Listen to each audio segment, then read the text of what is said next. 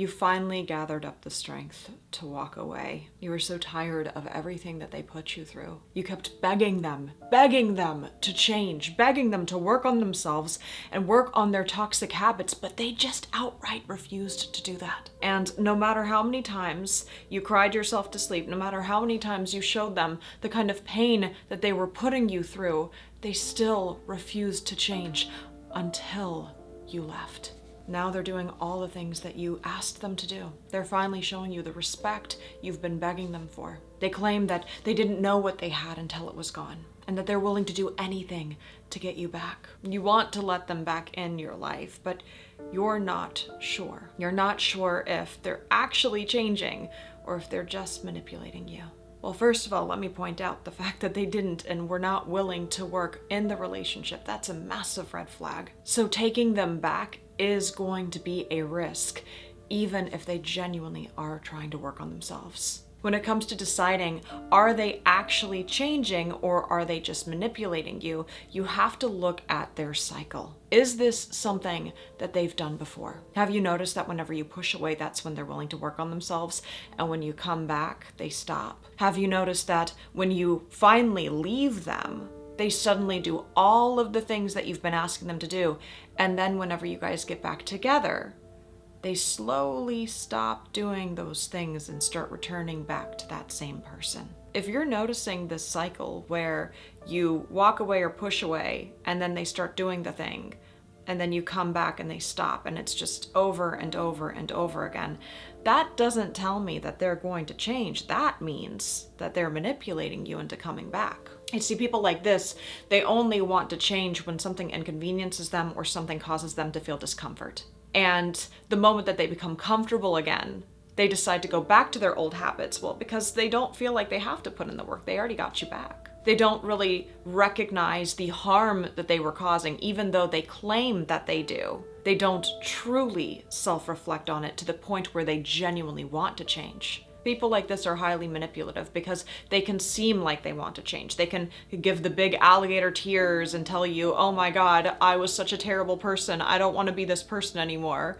But their words are meaningless if their actions aren't reflecting long-term change. It is less likely that someone will change for someone else. Normally, they have to want to change for themselves in order to make lasting change. They have to decide that they don't want to be this person anymore. There has to be the genuine commitment to working on themselves. When it comes to if this person is going to change or not, you can't just look at a few weeks worth of work. You have to look at months worth. Normally, someone who temporarily adjusts their behavior in order to manipulate you back into their life, they don't do that long term. You'll notice that they'll start to give the illusion of working on themselves, or maybe they even go see a therapist or a coach just temporarily, because the therapist and the coach is going to catch on to what's happening and call them out on it, so normally they end up quitting. But you'll see them going, just to hook you in, just to say, hey, look at all the things I'm doing. But then, if they don't get you back, they quit. Or, if they do get you back, they slowly stop going to those sessions. You'll notice that the action of them working on themselves is kind of like a water spigot. At first, when they don't have you, it's full blast, just pouring water out. They are doing every possible thing just to bring you back in.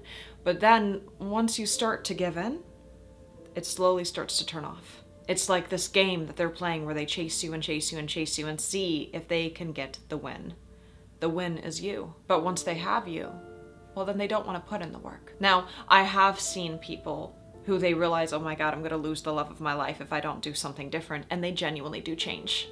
It's not as common, but I have seen it happen. So how can you tell if this person is going to actually change, or if it's just like a temporary adjustment of behavior? Well, you want to look at their actions over 6 months to a year.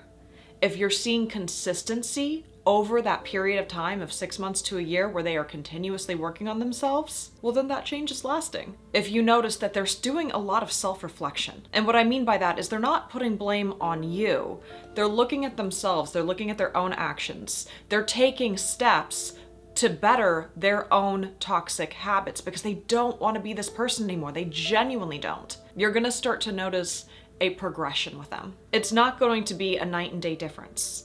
When it's a night and day difference, that's a mask. Because change and progress takes time. You're not going to notice a personality change. And what I mean by personality change is the core of who they are should remain the same, but their toxic habits that influenced them, that should be changing. If you're with someone and you notice that they are no longer themselves, they're no longer the person that you got to know, the person that you fell in love with, and instead they're trying to mold themselves into an entirely different person, that change is not going to last, because that's them masking, that's them trying to become someone who they're not. Now, it's really important to recognize that when it comes to someone's toxic habits, that's not the core of the person. A toxic habit is not personality. It's something that can be worked on. It's something that can be improved. You want to look out for what is a toxic habit versus what is their personality.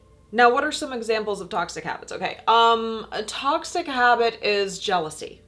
It's control. A toxic habit is someone taking their insecurities out on you. A toxic habit is poor communication skills.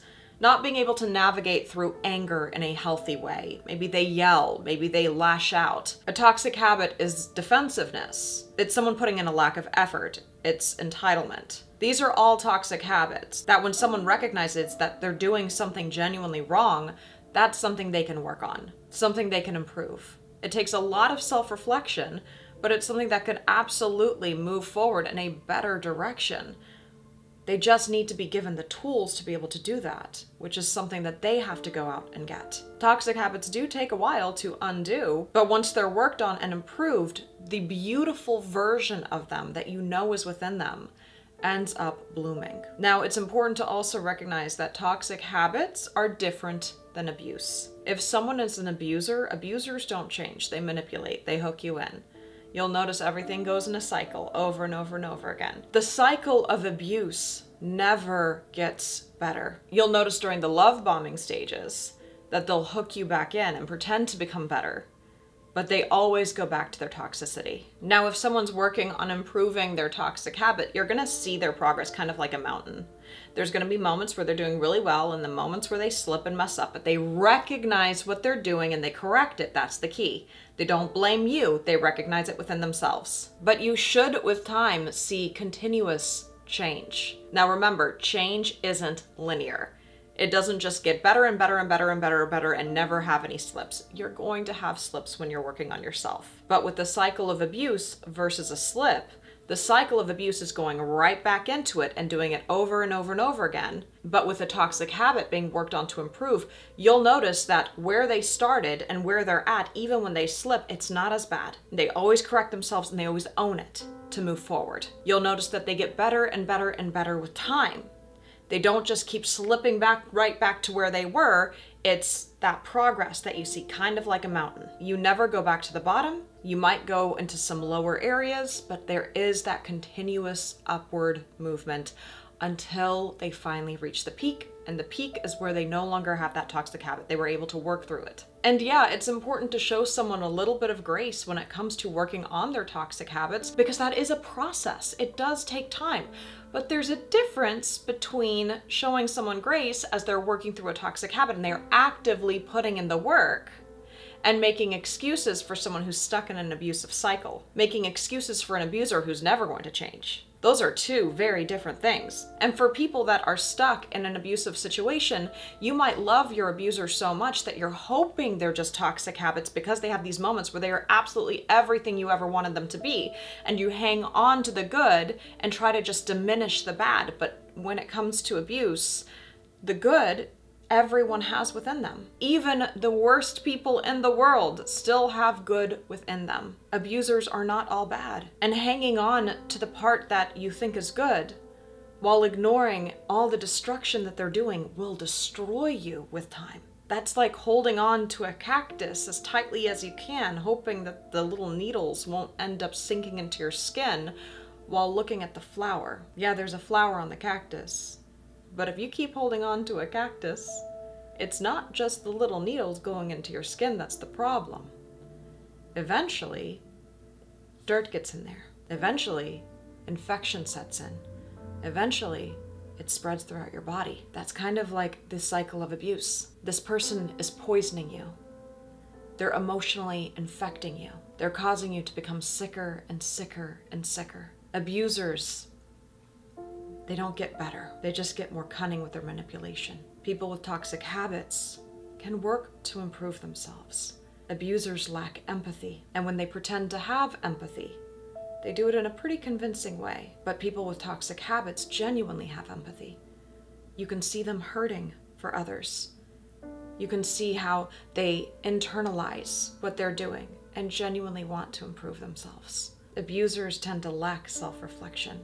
They might have some moments where they show it, but those are manipulative moments. In the end, they continue to do the same thing to you repeatedly, watching you get destroyed as they play their little games at your expense. So, can they genuinely change? Well, I have a free course in the link in my bio that you can take with your partner to help work on improving the relationship. I realize that so many people out there genuinely need to be able to navigate through these complicated waters, which is why I made this course completely free for you to take. And give it time to see, but also it's important to recognize if it is abusive, that this is not going to change, that this is going to remain the same, that they will keep you trapped in this relationship and put you through the same cycle of abuse repeatedly until you decide that you're done.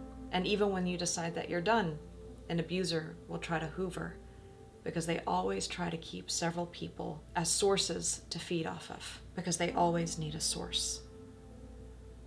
They're kind of like leeches. They always need someone to control.